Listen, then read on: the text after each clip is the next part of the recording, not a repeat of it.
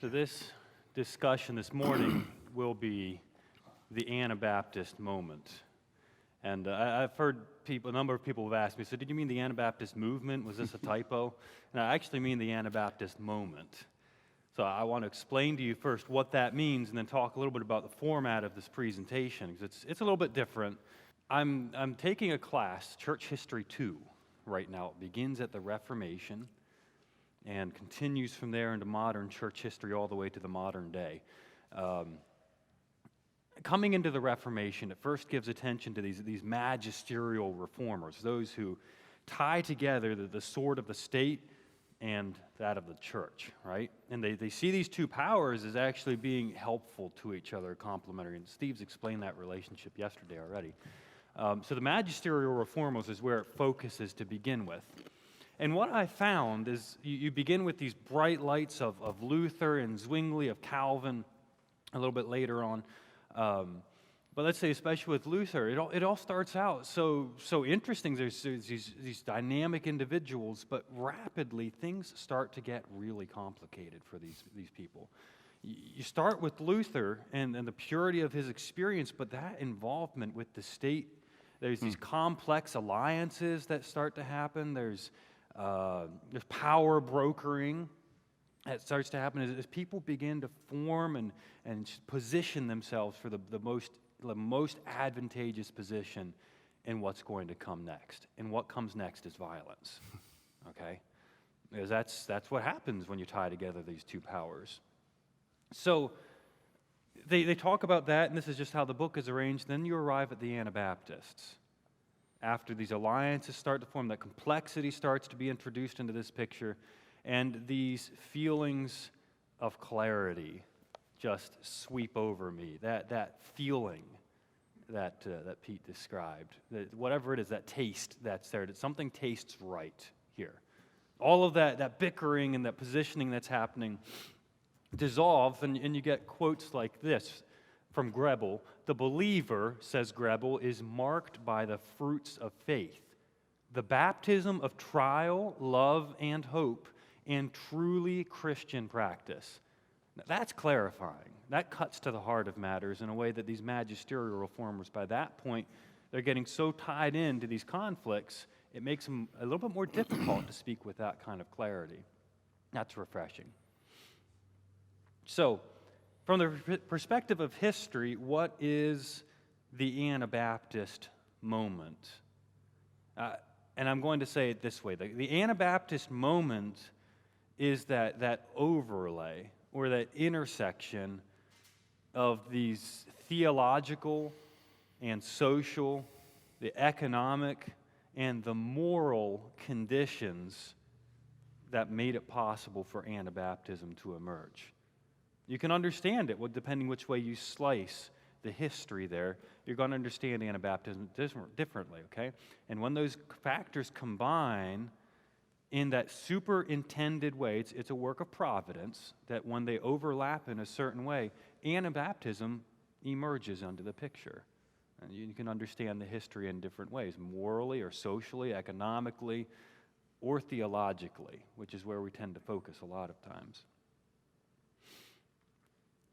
So, the question that Steve and I are going to try to bite into today may be motivated both by foolishness and impulse and a real love of Anabaptism, is can these factors that aligned, that when you saw this first Anabaptist moment, can those factors align in a similar way again that you would say, okay, then there was an Anabaptist moment, and now there's the potential for an Anabaptist moment again, where those factors are lining up in a way that you can trace out some of the hand of providence, okay, and say, then it was, and now there's that possibility as well. And so we're going to be, in our conversation here, exploring a few dimensions which point to the possibility of a 21st century Anabaptist moment, and especially because of our historical stance on non-resistance, how that might come about, okay? I'm going to be giving this play-by-play narration as we go along, and Stephen is going to be offering commentary, and if I start to stray off too far, I'll be trusting him to pull me back, too.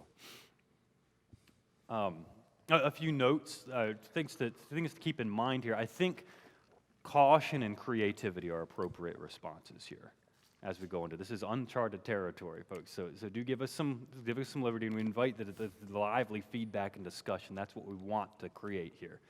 We hope to start conversations and not end them, okay, through this discussion. And we don't want to prescribe actions, just to raise questions like, what if and how might this come about? And to describe some of the landscape without saying necessarily, this is the way that we should walk in. And I also want to avoid just thumping on our strengths as Anabaptists and, wow, look at this. We've really got something together. We do have strengths, and we want to accent those and build on them, but at the same time, we don't just want to thump on them. We want to be faithful with them. I have a number of contexts here, and within each of these contexts, or each of these slices or dimensions, we're going to explore it and say, is this one evaluated a little bit and say, does this offer the possibility of an Anabaptist moment? The first of those contexts is Christianity in the margins.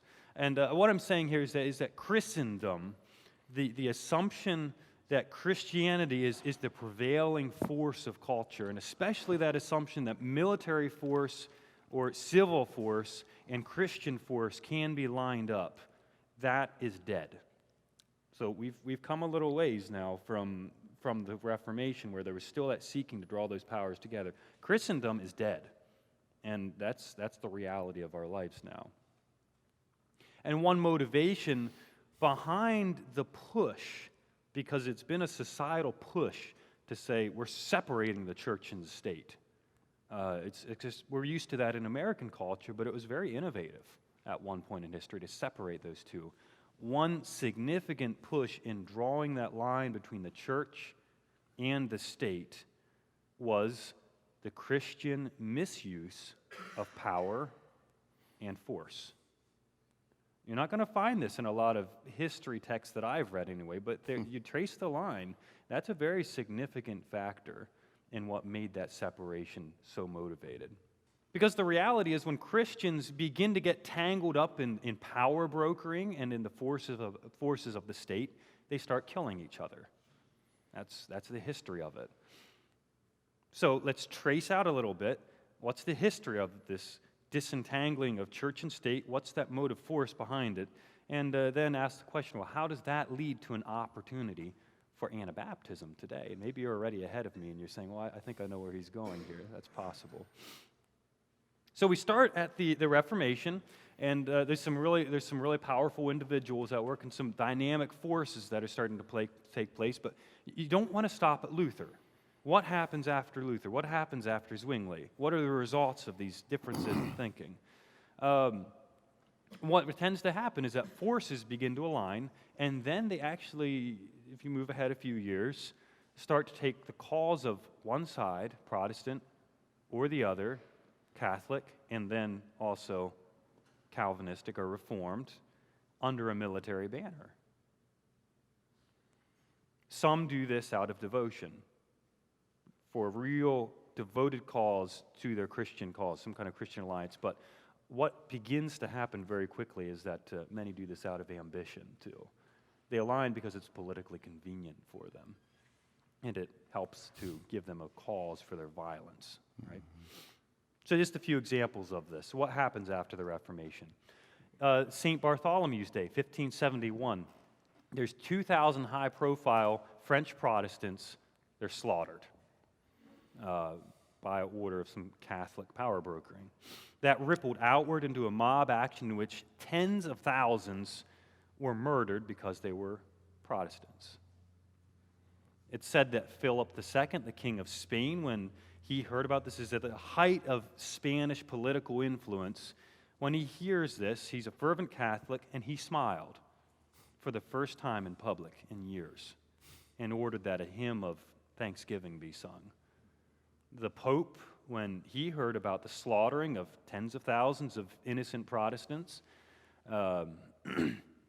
he didn't smile, and he said that he doesn't like bloodshed very much, but he also ordered a hymn of thanksgiving to be sung.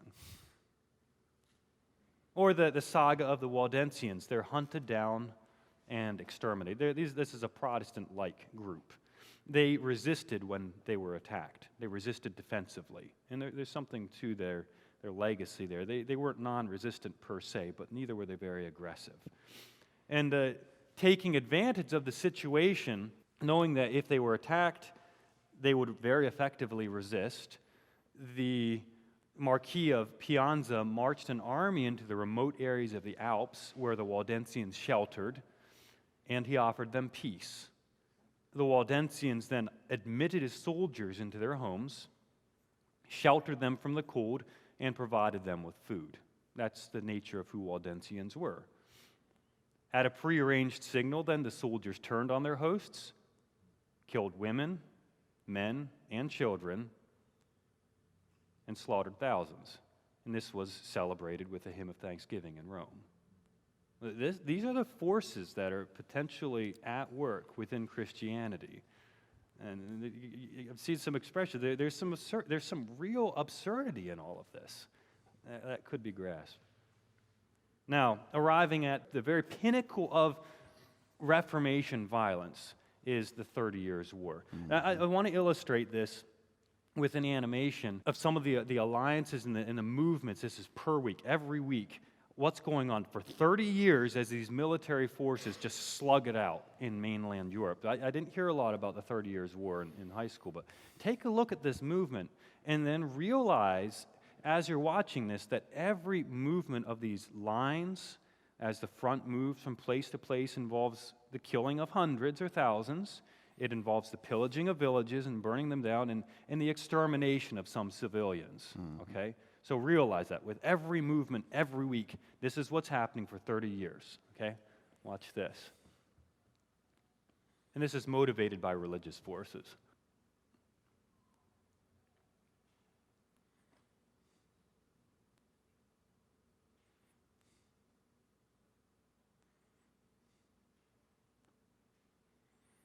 And as you go along, there's shifting alliances.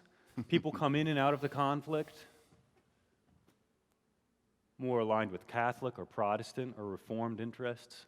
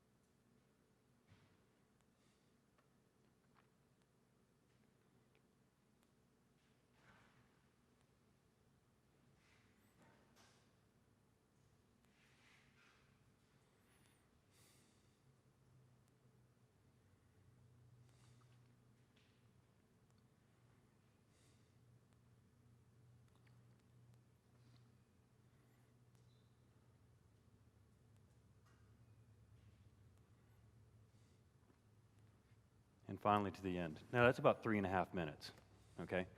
But the reality, this was 30 years of conflict in central mainland Europe. By the final tally of this, there was 8 million dead. It's religiously motivated, and I don't know how that relates as a percentage to, say, World War II era, but this is a very significant conflict, and it's a pivot point in the history of the church and its alliance to the state and how that all works out. So, imagine that. 30 years of banditry, skirmishes, and all-out warfare carving through mainland Europe. And you notice especially Germany here is really at the center. There's back and forth and back and forth. And these were professional armies, but they were paid by loot, okay? So that's what motivated them to keep on going back and forth like this. And after a while, even the most bloodthirsty got tired of this. You can imagine, 30 years of that. And the Peace of Westphalia, the treaty, charts a way forward. It's one of the most important treaties in history. Tolerance, not born out of real Christian love or charity, but as a way of prying religious hands away from that capacity for violence, becomes the new way forward. So this 30 Years' War has a way of illustrating, I think, the kind of atrocities that Christianity is really capable of when it's given the keys to the state. So the response here was to divide the church and the state. And get you involved, Steve, a little bit.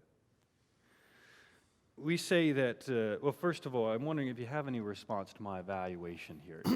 Okay, this is a very significant treaty, obviously. Mm-hmm. But is this a point of departure between church and state, and isn't motivated just because of this sickness with the absurd violence that Christianity is capable of making? I really like Kyle's presentation and his analysis, and I want to go really at the beginning of the Reformation when Luther was preaching that the church is corrupt and the leaders of the church won't reform it, and so we're all priests, so somebody has to reform it, and he calls for the nobles, the German nobles, to reform it. But something very interesting happens after Luther has been preaching for about 6 or 7 years. The peasants pay attention to what he's saying, and they actually rise up, and it's really a it's called the Great Peasant Revolt. It's really a very peaceful revolt as far as revolts are concerned. A little bit of violence, but mostly not. They really sense that they're trying to follow what they've heard him preach. And one of the things he said is, we're all priests. And so they call for the ability to choose their own local priest, and if he doesn't preach correctly, to throw him out. That would be one of the things they ask for. And they also say, we're all brothers. We're all brothers in Christ, and we're all priests. So they ask for a consideration of that as far as the relationship between the nobles and themselves. And the interesting thing is that, so they presented this was called the 12 Articles of Complaint. There's a whole lot more in it. And the nobles actually agreed because they were hearing the same preaching. And so they were immobilized. They didn't know what to do. And but it scared Luther. See, this is the common people taking seriously what they were hearing, the nobles recognizing that what they're doing is pretty much what the preaching has been that they've heard, and also they didn't know what to do. And but Luther was afraid because it was he saw that it could disrupt society, that it had that potential, and eventually he called on the nobles to. I don't have it in front of me, but I have a quote, stab, smite, throttle all of these people because there's nothing worse than a rebel. A rebel is a rabid, mad dog. And he tells that to the nobles, and now the nobles know what they should do, and indeed they kill a lot of the peasants, and the peasants actually tend to turn away from Lutheranism because of that. But the peasants were actually hearing what Luther was saying, and they were starting to, I think, unravel at least some aspects of what the church and state had become. And it was frightening to someone who was used to this kind of setup. So that was a significant thing, I thought. And as far as the 30 Years' War, there are enough records as far as population and all that they can tell that about a third of the German population died during the war. And my German teacher told me that is when when Germans started using the word sterben as the word for to die. And she told me it's related to starve.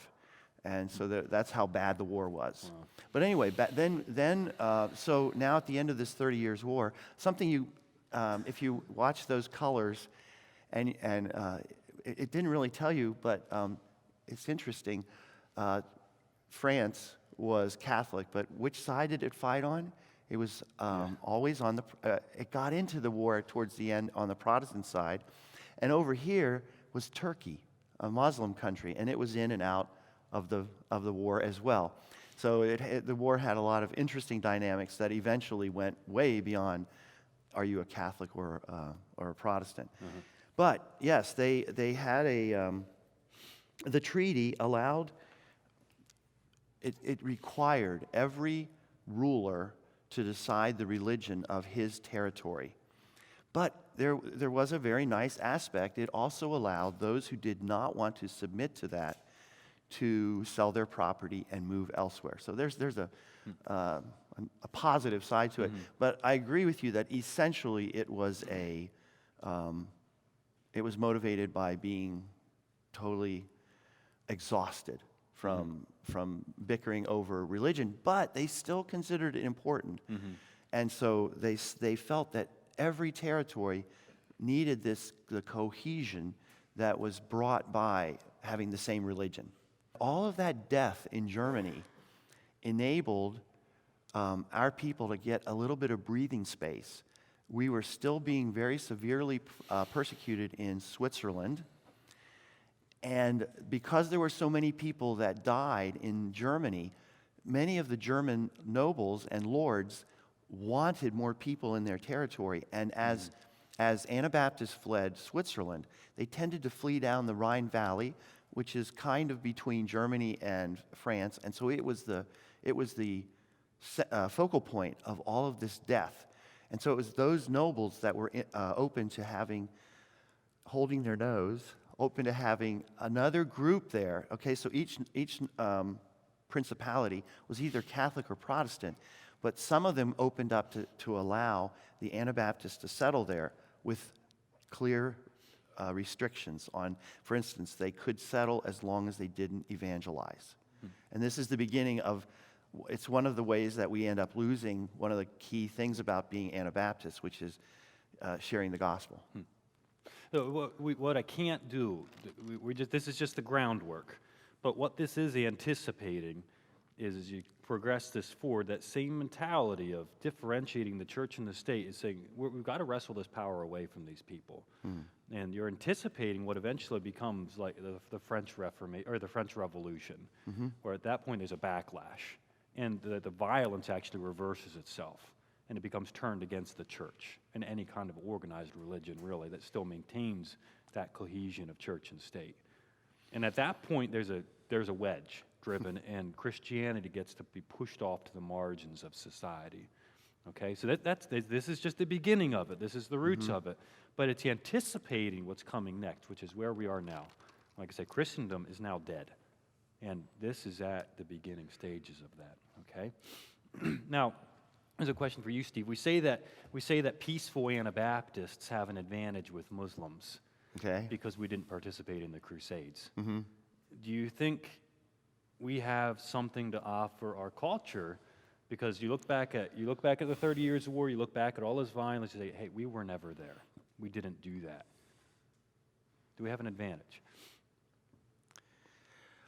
In our culture, right here. In our culture, because we're sick of Christianity killing people. Okay, now that's an interesting question. I think in some ways, momentarily, we don't have an advantage because we're afraid. Our culture is afraid of Islam, violent Islam. Okay. Okay, at the terrorist aspect. So that's our position in this very moment is going to look like insanity to a lot of people. But I think as the culture changes and the kinds of solutions that we try, violent solutions, don't work, I do think that it's going to open up at least individuals to that. How about within Christianity, though? Because there's an increasing number of voices. I'm going to broaden the picture out a little bit. Okay. Christians have increasingly realized that we're marginalized. So you have the Southern Baptists. They're speaking about the church as a prophetic minority. Presbyterian historians are talking about the church in exile. And these are traditionally Anabaptist themes, which are emerging on the Christian right. It's as though you could almost put up this help wanted sign that says, "Wanted, Christian denomination to navigate increasing sense of marginalization, experience required." and if you put up that kind of sign, it's like, well, Anabaptists, we have some marginalization. We know what this is like, right? We know what it's like to be on the margins. Do we have an advantage? Well, there? yeah, I was thinking of violence at first. Then I switched it up. And so with that particular thing, there are, I don't know if any of you have read about this idea that's bouncing around among some Protestant groups, the Benedict option. You're going to talk about that some? Or Let's talk about it now. Well, and it's what you're mentioning as far as some of these groups recognizing that they're marginalized because American society is shifting so quickly away from a kind of Christian position, so to speak. And they're shocked by it. And what are we supposed to do about this?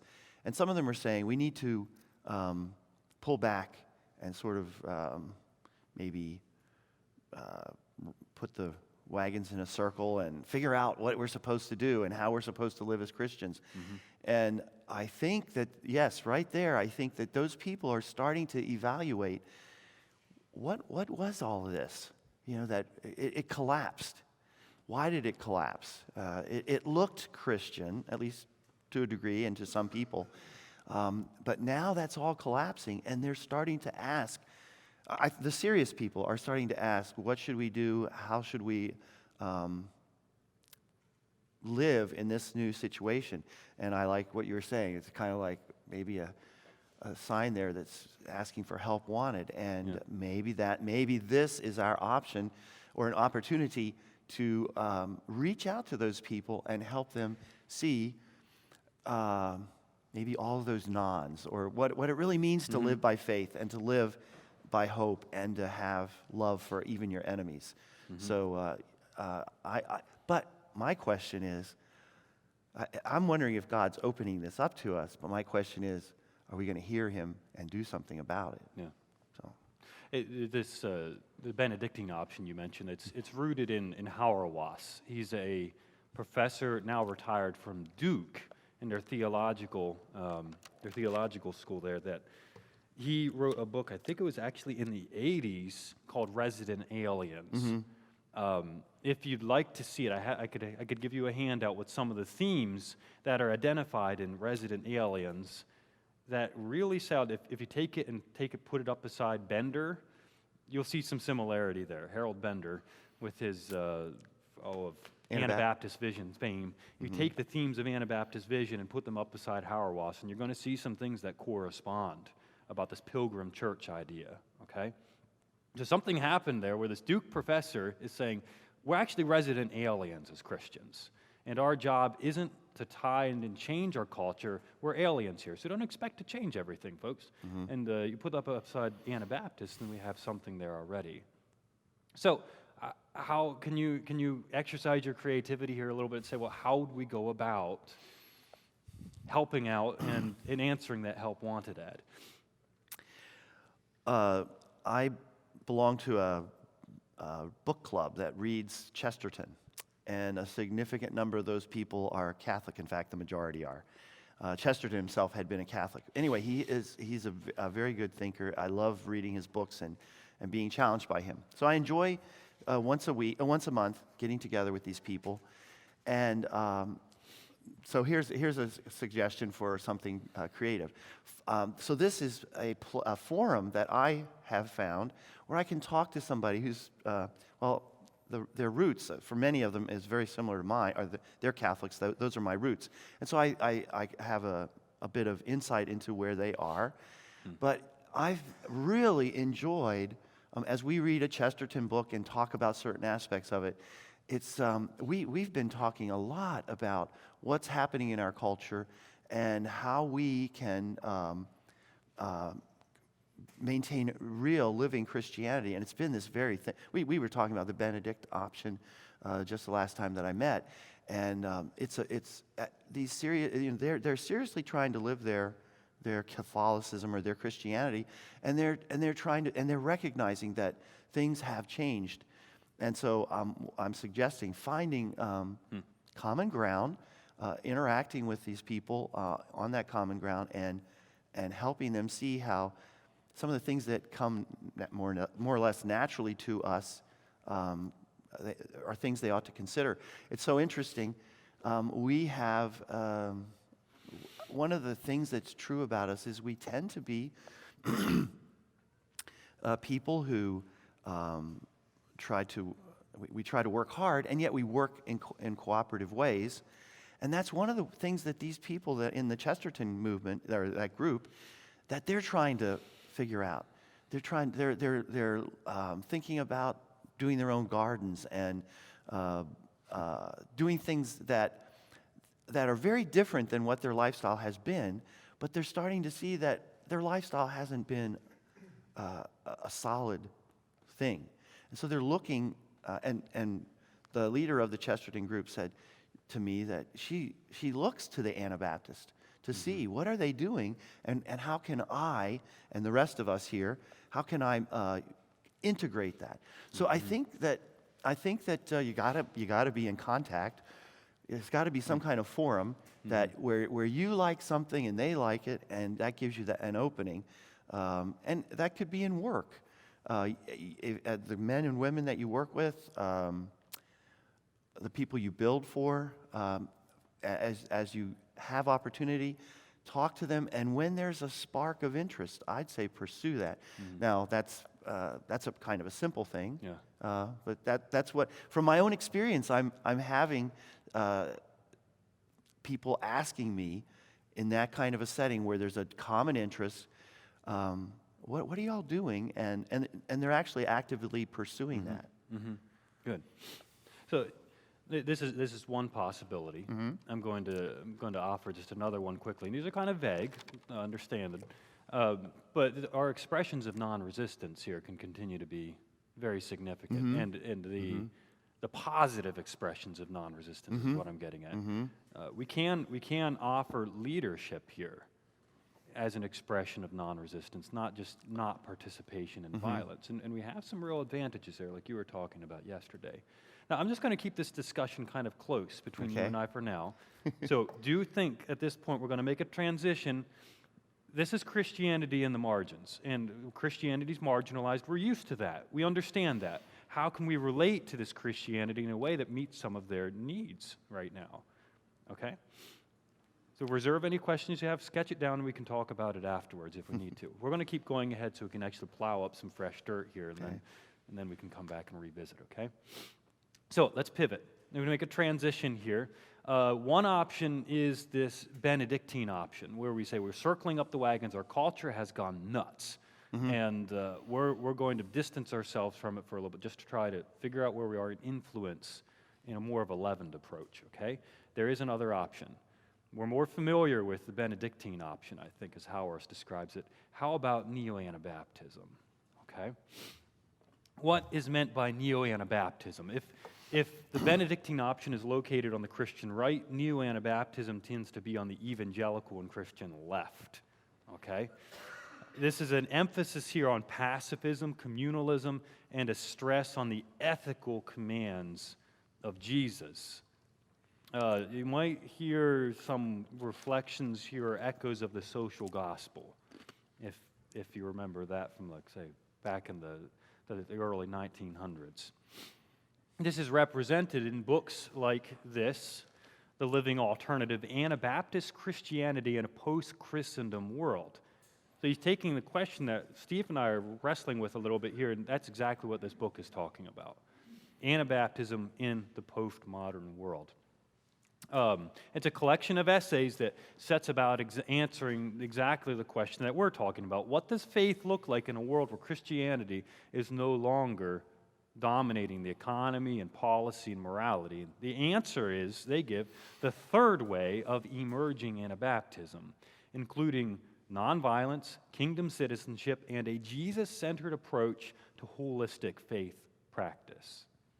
Shane Claiborne is squarely within Neo-Anabaptism. He says, the world is poised to receive the wisdom of the Anabaptists. We are fat with consumerism. We are tired of war. We are hungry for community. We need an excuse to slow down, turn off the noise, and simplify our lives again.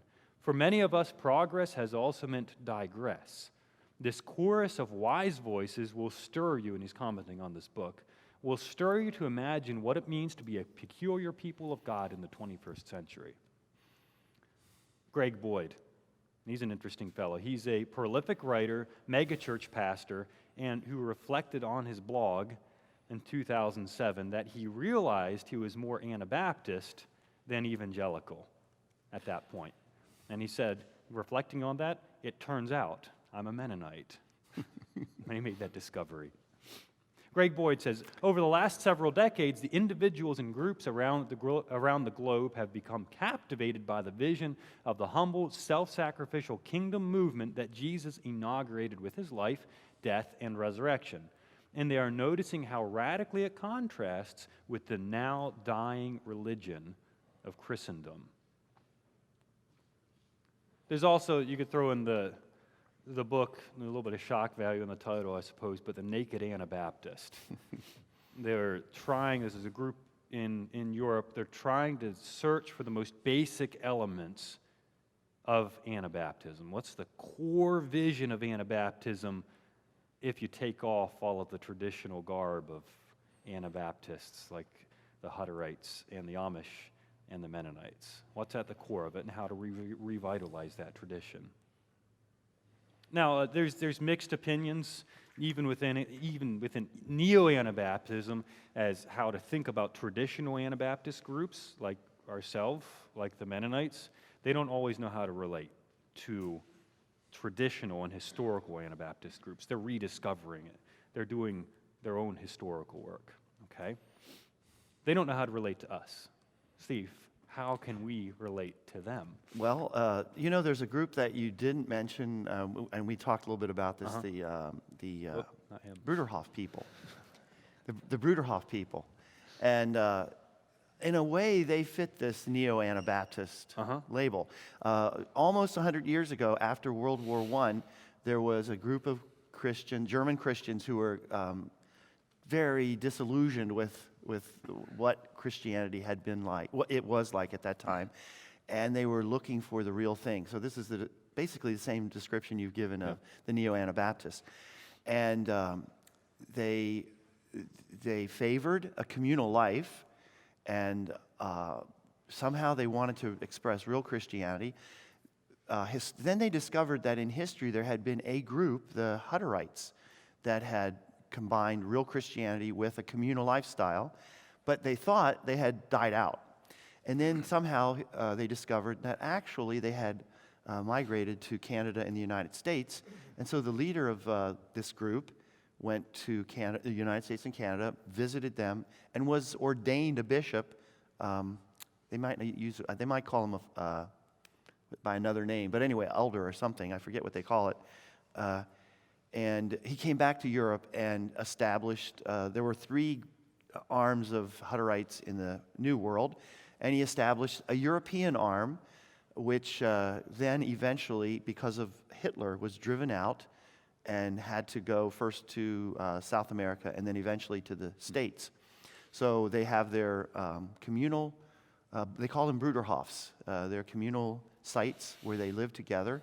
And they're very Anabaptist. They also have a very strong flavor from, they started in the early 20th century Germany.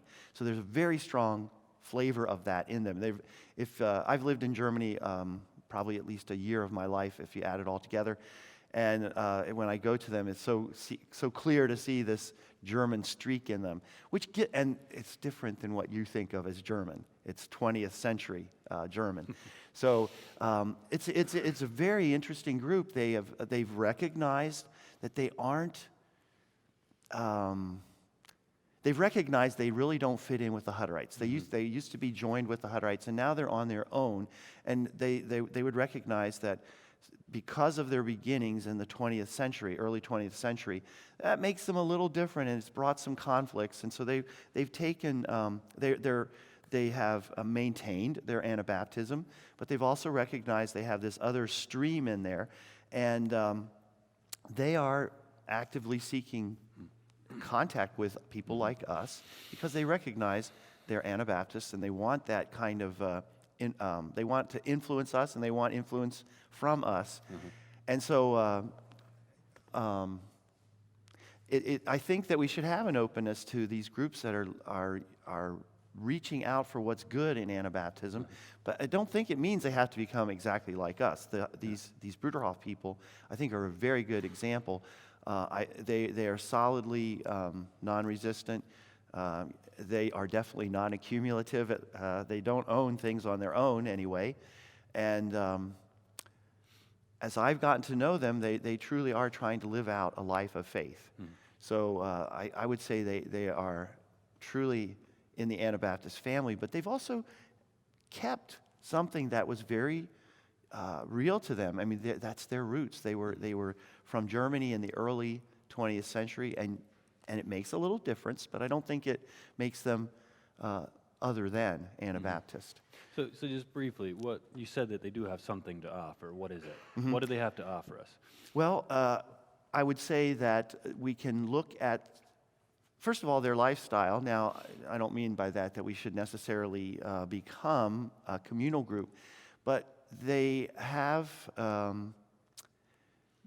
think they can help challenge us to think about what do we do with the excess of money that we earn. How do we use it? They live very simply, and none of them have their own money, and yet they are satisfied with that. So one area that the American culture really pulls on us is in finances.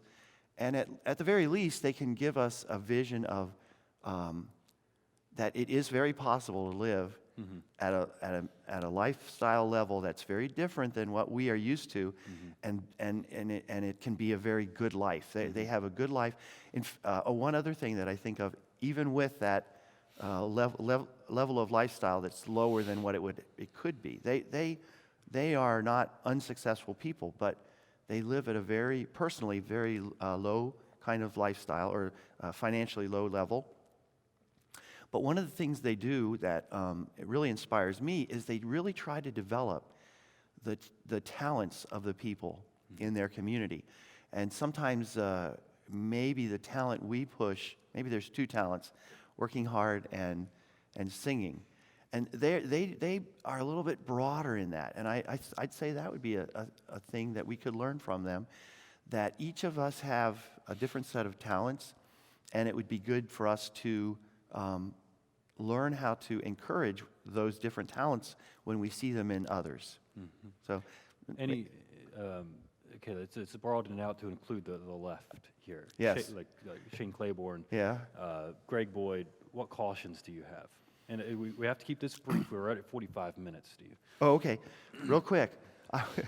There's always this political temptation, I think.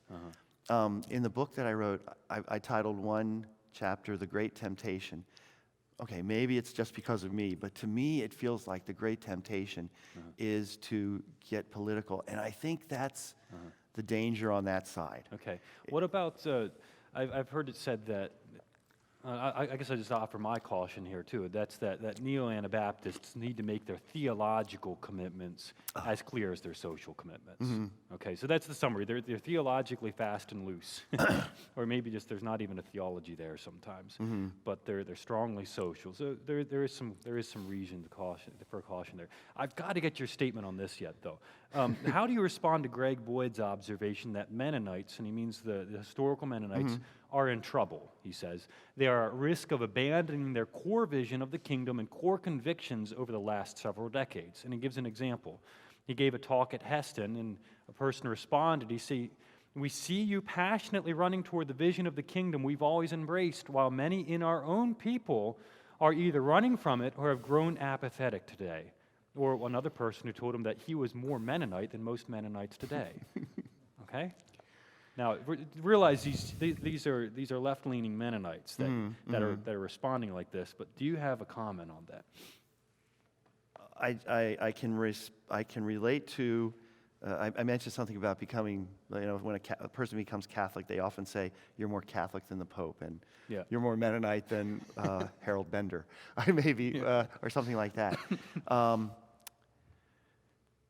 But you're asking what's happening within the Mennonite circles where we have this tradition and we are running from it? Is his observation onto something there? Yeah.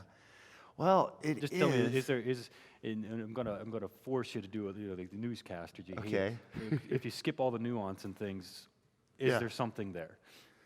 Yes, there's something there, and maybe it's both a strength and a weakness that we have. This is now you're nuancing. I'm sorry. This is a tradition, and a tradition can become traditionalism. And I'm gonna quote somebody. Tradition, real tradition, is the living faith of the dead, but traditionalism is the dead faith of the living. Now, to expand on that, and I think that this is our danger, that we can become traditionalists, and that doesn't mean that you look a certain way or anything like that, but we can become traditionalists where the faith that has been passed on to us from our parents, it's a dead faith in us. Okay, traditionalism is the dead faith of the living. But tradition is when we pass on to the next generation a live faith, something that really motivates and moves. And it's always a struggle to pass on the truth in a living way. So that is the warning, I think, that we see there. And it's not just in the left-leaning part in the Mennonite Church USA. It's our issue too. And when I'll tell you something, I was talking with someone in a small group, and we were talking a little bit, or it was mentioned, and I think I may have said something about it yesterday. But tradition is good. We are actually commanded to build monuments, to do things so that they will ask when the children ask. But I think where maybe we have a weakness is that we are more action-oriented than verbal, than thinking about things. So we don't know. So, I love it. When we wash feet at my church, the children are sitting back and watching. And I'm sure that they ask Dad when they go home at some point in their life, "Why are you doing that?" The challenge for us, for you, if you're not really very verbal, think about it, explain it, wrestle with how to explain it to them. And if you can't do that, go to your ministers and say, "Let's help me. What are we doing this for? How do I explain it to my child?" And so tradition is actually a good thing. The scriptures tell us to have a tradition, to have these monuments that they're going to stimulate questions. But if you don't handle the question right, you pass on traditionalism rather than tradition, living faith or dead faith. So that's, I think, part of the problem there. And then the provoking element of Neo-Anabaptism is their willingness to say, they're first generation Anabaptists. Yes. A lot of times, and they're engaging this, they're wrestling with it. They have questions for us, and the stimulus that they provide for us too is say, you need a living faith, and you need to be willing, in some ways, to, dare I say, contextualize that living faith to breathe and live into the community, the social context you're in. That's the challenge of Neo-Anabaptism. We're Yes. going to have to move on. Just real quick, one Okay. weakness of at least the ones in England is Yeah. that they are so much afraid of the traditionalism that they don't even want to teach their children. They're actually missing that thing about the monuments. So they want their children to somehow come to this on their own the way they did. That may or may not happen, but I would just argue that we are supposed to have monuments to stimulate the children, to give them answers, to pass on some kind of living faith. So this next context is dealing with the economic and social unrest. If you go back into the Reformation, these were very unsettling times in more ways than just religious unsettling. It's also simultaneous, the Reformation is simultaneous with economic revolution, in which Europe moved from feudalism into a monetary economy. There's powerful feelings of nationalism that are just starting to stir up, and especially in Germany, which would eventually result in the unification of the German nation several hundred years later. There's trade with outside powers that promised wealth, like the East. There's the threat of violent overthrow that's just menacing and hanging over the entire continent from the Muslim Turks. So these were very unsettling times to live in. Now, could all this feel relevant to you? Take that overthrow, the economic unsettling and the nationalism, the trade, and the threat of violent overthrow. Does that sound at all familiar to you? Right? These are human things we all experience, but there's some kind of drumbeat going on in our culture right now, which makes that all the more relevant. We're bombarded with messages of economic uncertainty. The Blue Angels in crowds chanting USA, USA, remind us that the United States is a world power to be reckoned with, but we are unsettled. Americans are unsettled. Cheap labor and imports made that Made in America sticker less common, and terrorism has us on the defensive. Socialism has many of us scared. Okay? How many of you recognize this man? Yeah, right? Do you like him? Don't answer that question. The only reason I bring this up, and before your thoughts scatter all over the place, I bring up this image of Donald Trump, and instantly I could lose you, so this is risky. The only reason I bring him up is to illuminate a trend that spans both parties, Republican and Democrat, and the trend is this, that people are frustrated with both established parties. Both Trump and Sanders deliver messages of disruption, which have been eagerly just lapped up by a great many people that are voting these days. So that significance could be summarized maybe here. In exit polls on this Tuesday, after people voted at the primaries, 6 out of 10 Republicans in Georgia and Alabama said they felt betrayed by the Republican Party. And 5 out of 10 in Virginia. It's summarized this way sometimes, that the people who tend to feel that disruption, that willingness to disrupt the system and that sense of being betrayed are the angriest and most pessimistic people in America are the people we used to call middle Americans. Middle class and middle-aged, not rich and not poor, people who are irked when they are asked to press 1 for English and who wonder how white male became an accusation rather than a description. Right? Are you seeing the connection here? Mm-hmm. Our culture is divided and uneasy. They're dissatisfied with the establishment, and they're ready to disrupt it. And that's what that's what Trump represents here.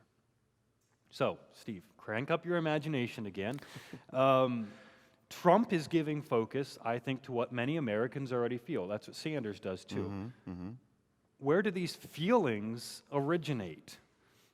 Why are people feeling these things? Well, I would offer that they have.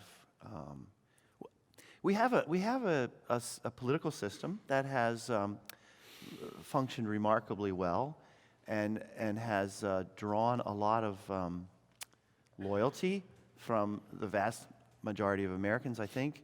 And I would suggest that the people that you're talking about are people that have been part of that to some degree, and they've felt that it's seen its better days, and that right now it's been taken over by people, sort of an elite, that are using the system for their own good and not using it for the good of the majority, which is what they would have thought they were experiencing earlier. So I think a lot of this is coming out of feeling that that they've lost something that was good, something that brought them benefit and everyone benefit, and now it's the thing you hear from both the supporters of Trump and Sanders would be that there's an elite that is sort of pulling everything to itself, and that's causing the rest of us to suffer. And in contrast to the elite, the reality that the great many middle Americans face is that, well, I'm just going to paint a little picture here in response to this. The reality that a lot of middle Americans face is that, say, French fries have become the most common type of vegetables that children eat. Okay? This represents about 1/4 of a child's vegetable intake after the age of 1.5.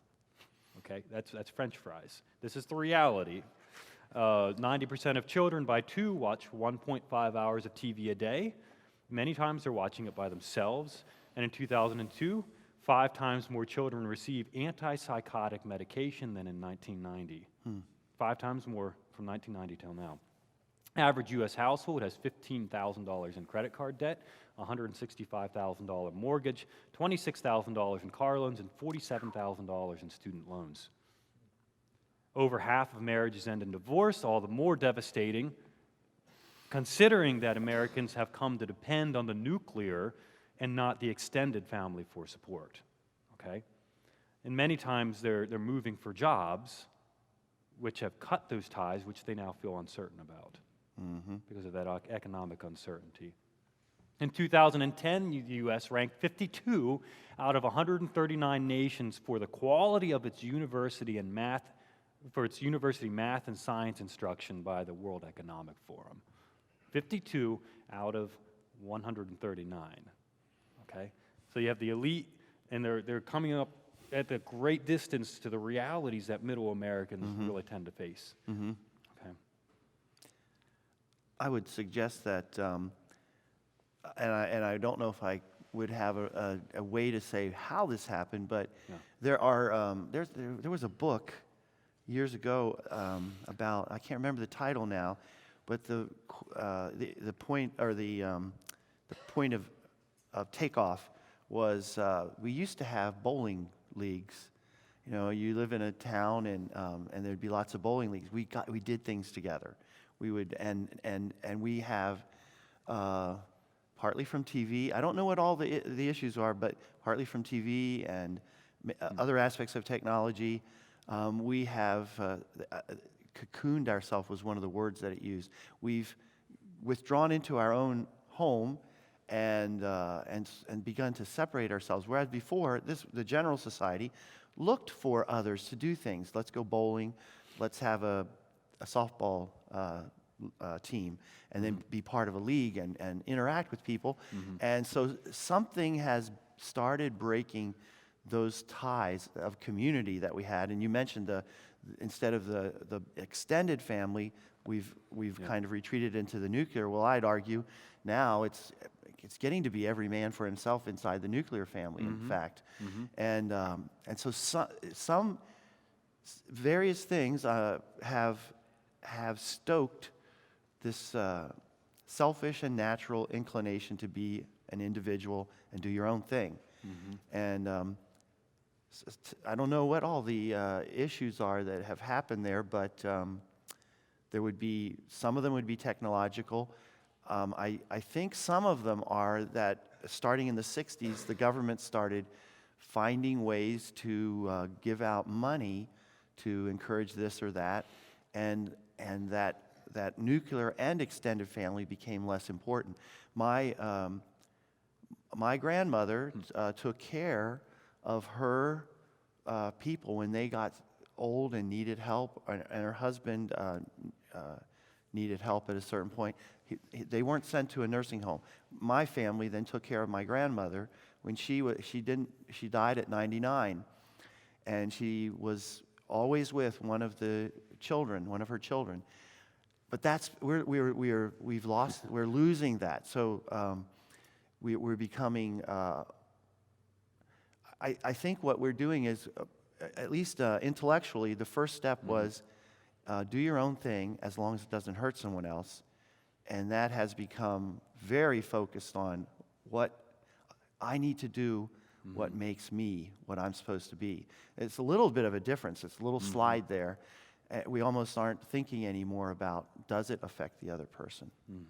But I don't know I'm not sure of everything that would have come into bringing that about, but that's we've lost the connections, and now we look to the government to smooth things out. Well, let's screw this issue right down. Okay. One of the realizations that I've made through even just reading through those statistics that I gave is that the feelings of dissatisfaction a lot of Americans are feeling are not baseless. It's not as though they're just disgruntled about nothing in particular. They've got some reasons to be unhappy with how things are working out for them. Now, you could question perhaps the political connection and whether Trump has a lot of legitimate things to really offer them in terms of happiness, okay? So let's really tighten this issue up a little bit. And imagine you're at a Trump rally, Steve, and you meet somebody who has these feelings that are just emanating of dissatisfaction and feelings of betrayal.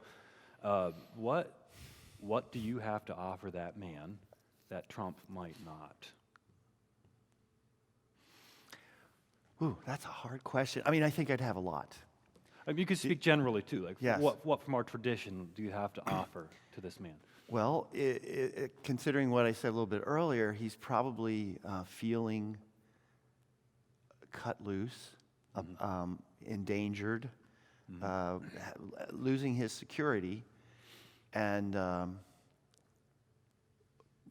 so in a broad sense, I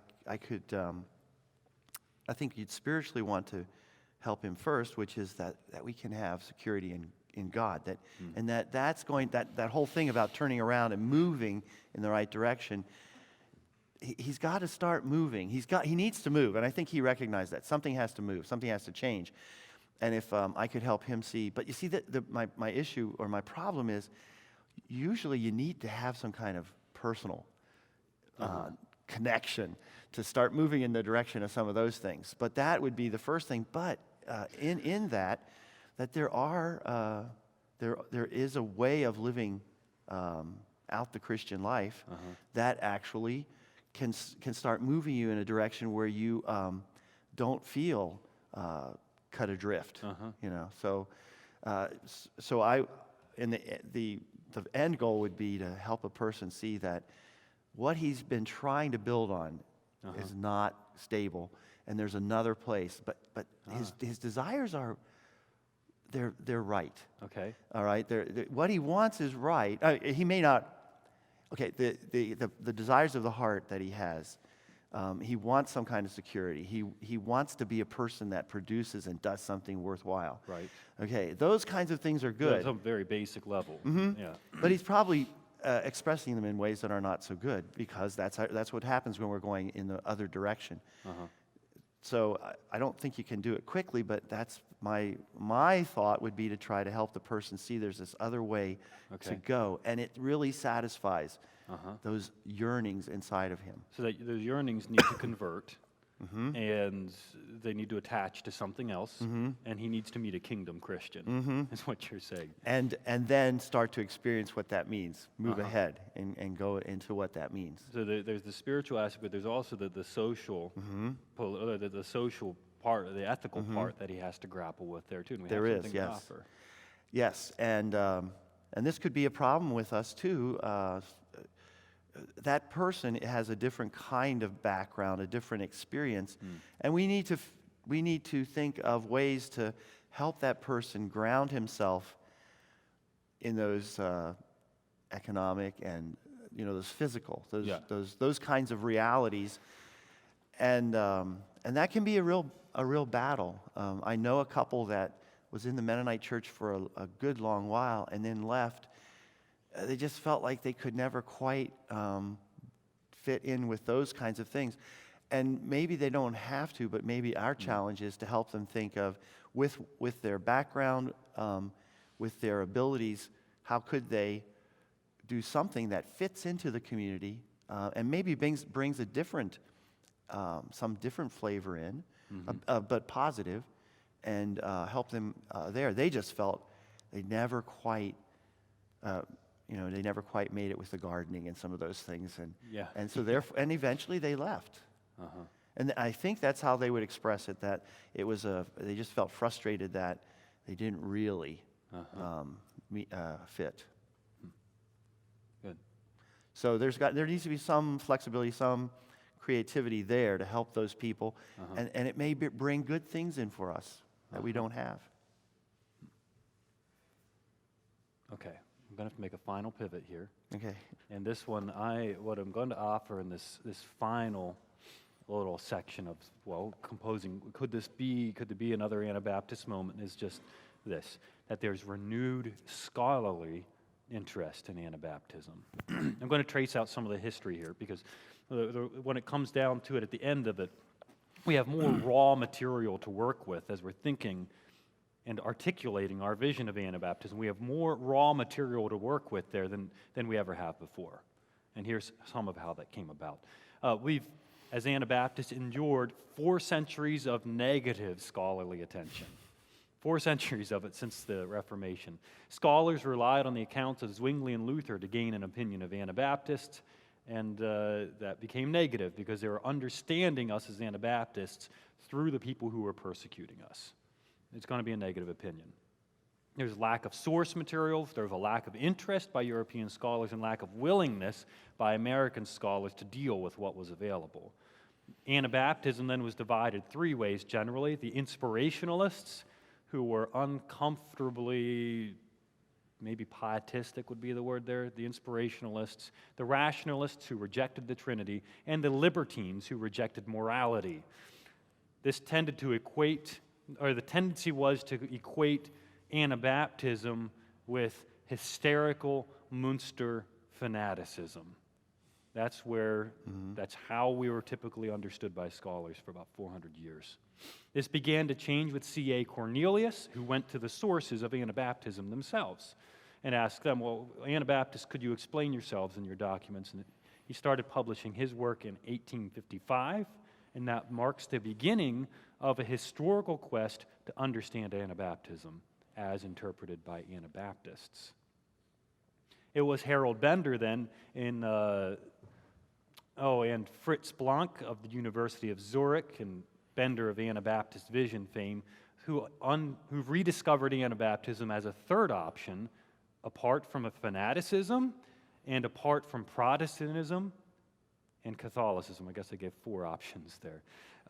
They traced the origins of the movement to Zwingli and held up Swiss Anabaptism as normative. So they began to say, if you want to understand Anabaptists, go to the moderate Swiss Anabaptists, and then you can begin to understand the heart of Anabaptism. So, 2 questions for you, Steve. The first of those is, did I miss anything in that very brief history? No, the only thing I would add is whenever somebody would say, going back to the negative aspect of the historiography, whenever someone would say, well, I live near some Mennonites or Amish, they don't look like Munsterites. The answer would be, but you get enough of them together, and that's the way they're going to go. So he's very accurate. Even though it was pretty clear that these were peaceful people, the fear was that if they got together, they would do what they had done in Munster, which was rise up and try to establish their own church state. Uh-huh. Yeah, or state church, both of them, I guess you could say. So, no, I don't think you missed anything there. I think it's very accurate. And then the second question is just, well, this is fairly rudimentary, but how does this contribute or facilitate an Anabaptist moment? Well, you've got two different. You mentioned two different approaches to Christianity. One is the state church thing, where Christianity tries to use coercion and control the culture. And the other one was sort of the fanatic. Yeah. And so here we now have the ability to go back and look at what did these people say, and I think it really is a third way, and it's not. I think the strengths of this third way are it's not fanatical, and that fanaticism often is otherworldly, in the sense that the Munsterites thought they were going to bring Christ back by revolting. I think as we look at it, we see that it's an approach to Christianity that really makes sense out of living in this world, this fallen world, a world where there's going to be struggle, and there needs to be a clear commitment to Christ that recognizes there are two kingdoms, and our approach is going to be very different than the approach of many of those that live around us. But it was very rooted in what they were experiencing in life. Mm-hmm. And we've gotten back to that and seen that, and I think that can help us see that as we find in our present day world, people feeling cut off, cut adrift, uncertain what to do, how do I live my life? This was a very down-to-earth approach that recognized you don't want to go into that fanaticism, and you don't want to try and control that other kingdom. It doesn't work. I'd offer You're that. summarizing well here. Okay. We have a lot of raw material. If you're interested in scholarly interest, you want to understand the history, you have access to more things right at your fingertips than any other time through those 4 centuries, especially when Anabaptism or Anabaptist was still a pejorative or an accusational kind of description. That's not the reality anymore. And there's increasing receptivity even at the scholarly level, and more resources available to you. So, to wrap this up a little bit, given attention to the cultural response of Christian use of violence and coercion. And the response of the culture was to say, okay, if that's how it's going to be, we're going to marginalize Christianity. And that's the situation we found ourselves in.